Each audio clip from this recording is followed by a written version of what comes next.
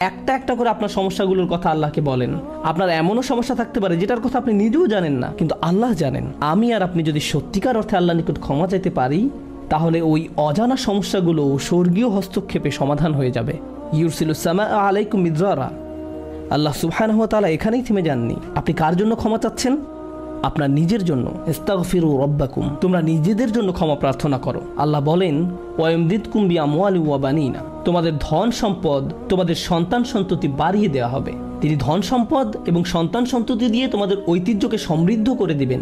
এমন সম্পদ নয় যা আপনাকে আল্লাহর কাছ থেকে দূরে সরিয়ে দিবে, কারণ এই টাকা দেওয়ার কথা এসেছে আপনার ক্ষমা চাওয়ার প্রেক্ষাপটে। তিনি আপনাকে ভালো অর্থ দিবেন যা আপনার জন্য দুনিয়াতে এবং পরকালে কল্যাণ নিয়ে আসবে। তিনি আপনাদের ভালো সন্তান দান করবেন যারা আপনার জীবিত থাকা অবস্থায় ভালো কাজ করবে, তারা আপনাদের সম্মান করবে, ভালোবাসা দেখাবে, আনুগত্য করবে, আপনি তাদের দেখে গর্বিত হবেন। এমনকি আপনি এই দুনিয়া ছেড়ে চলে গেলেও তারা ভালো কাজ করতে থাকবে, যা সাদাকায়ে জারিয়া হিসাবে আপনার আমলনামায় এসে যোগ হবে। আল্লাহ আপনাকে এই সব কিছু দান করবেন। প্রসঙ্গত এই দুই শব্দ অর্থ এবং সন্তান সন্ততি, ইন্নাহুম আসাউনি ওয়াত্তাবাউ মান লাম ইয়াজিদহু মালুহু ওয়া ওয়ালাদুহু ইল্লা খাসারা। আমার সম্প্রদায় আমাকে অমান্য করেছে আর অনুসরণ করেছে এমন লোককে যার অর্থ ও সন্তান সন্ততি কেবল তার ক্ষতি বৃদ্ধি করেছে। কিন্তু আপনার ক্ষমা চাওয়ার পরে আল্লাহর পক্ষ থেকে যে ধন সম্পদ এবং সন্তান সন্ততি আসে তা আপনার জন্য শুধু কল্যাণই নিয়ে আসে।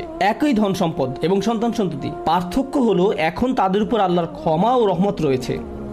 বিষয়টা এমন যেন তারা দূষিত হয়ে গিয়েছে, যতক্ষণ না আল্লাহ তার ক্ষমার মাধ্যমে তাদের পরিশুদ্ধ করেন। আল্লাহর নিকট ক্ষমা প্রার্থনা করলে কত শত পথ আপনার জন্য খুলে যাবে। আসমানের দরজা আপনার জন্য এমনভাবে খুলে যাবে যে আপনি কল্পনাও করতে পারবেন না। আপনি সবকিছু আরো ভালোভাবে বুঝতে পারবেন। আপনার ব্যক্তিগত সমস্যাগুলো দূর হতে শুরু করবে। উদাহরণস্বরূপ রাগের কথা ধরা যাক। রাগ হওয়া থেকে মুক্তি পাওয়া আসলেই অনেক কঠিন।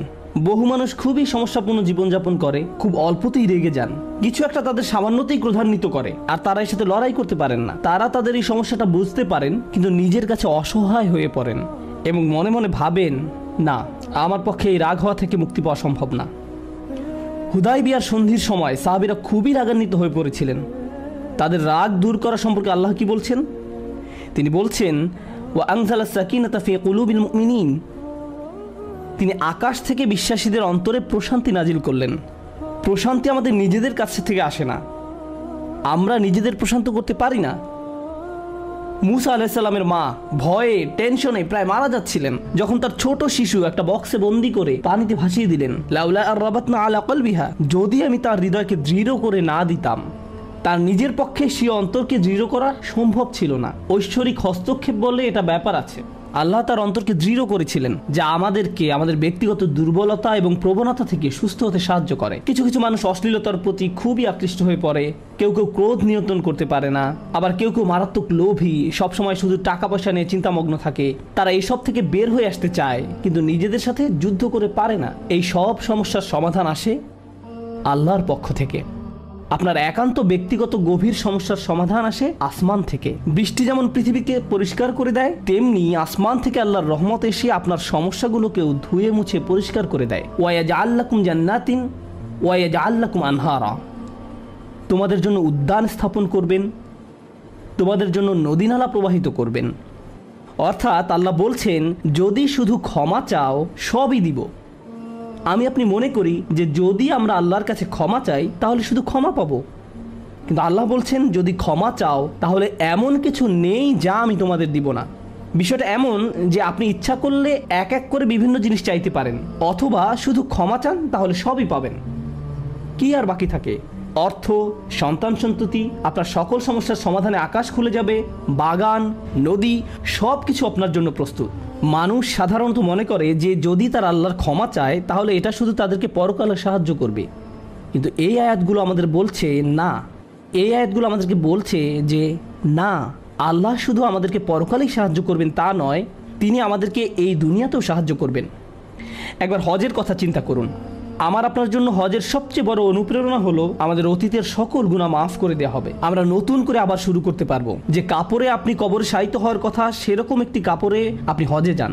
এমনকি হজের সময় যখন আমরা মার্চ করি সে সম্পর্কে বলা হয়েছে সুম্মা আফিদু মিন হাইসু আফদান নাস ওয়াস্তাগফিরুল্লাহ, অতঃপর তোমরা প্রত্যাবর্তন করো যেখান থেকে মানুষরা প্রত্যাবর্তন করে এবং আল্লাহর কাছে ক্ষমা চাও।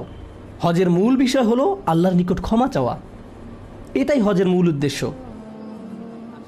আর সেই হজের সময় আমরা কি দোয়া করি? রব্বানা আতিনা ফিদ দুনিয়া হাসানা অফিল আখিরাতি হাসানা অফিল আখিরাতি হাসানা।